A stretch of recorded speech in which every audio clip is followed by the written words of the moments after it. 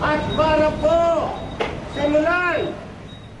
Bitbit ang mga placard na hugis cellphone, nagpikit ng ilang miyembro ng Kilusang Mayo 1 at iba pang manggagawa sa tanggapan ng Meralco sa Espanya, Maynila. Sigaw nila, tigilan ng deregulation sa presyo ng kuryente na nagsimula umano sa pagpasa ng Electric Power Industry Reform Act o EPIRA. Ito ang nagderegulate ng generation at supply ng kuryente at nagsapribado ng napukor. Kinundi na rin ng grupo ang 36 centavo per kilowatt-hour na dagdag singil sa kuryente na ipinatupad ng Meralco noong January 10. Ang proposal ng Power Sector Assets and Liabilities Management Corporation o SALM na 39 centavos kada kilowatt-hour na universal charge. Pati ang plano ng Meralco na prepaid payment scheme. Una itong sinimulan sa Angono, Rizal noong Enero at nasa testing stage pa.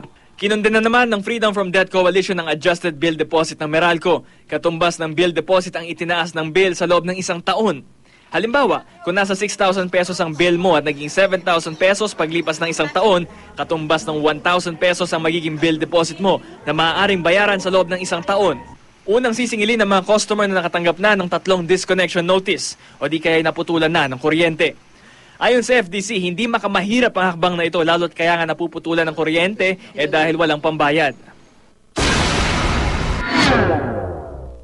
Hinimok ng grupong pamalakaya ang DOJ na sampahan ng kaso ang 79 crew members ng US Minesweeper na USS Guardian na sumadsad sa Tubataha Reef. Batay kasi sa impormasyon nila, hindi otorisado ang barko na magsagawa ng refueling at transport supply sa bansa. Dahil dito, maigi raw na pag-aralan ng DOJ na irekomenda ang pagbasura ng Visiting Forces Agreement sa pagitan ng Amerika at Pilipinas para tuluyan ng ma-pull out ang US forces sa bansa. Ang DOJ naman, hihintayin daw muna ang final report sa investigasyon sa Tubataha bago gumawa ng legal na aksyon. Mismong si Justice Secretary Laila De Lima nagsabing kailangan magawa muna lahat ng paraan bago ireklamo sa International Court ang Amerika.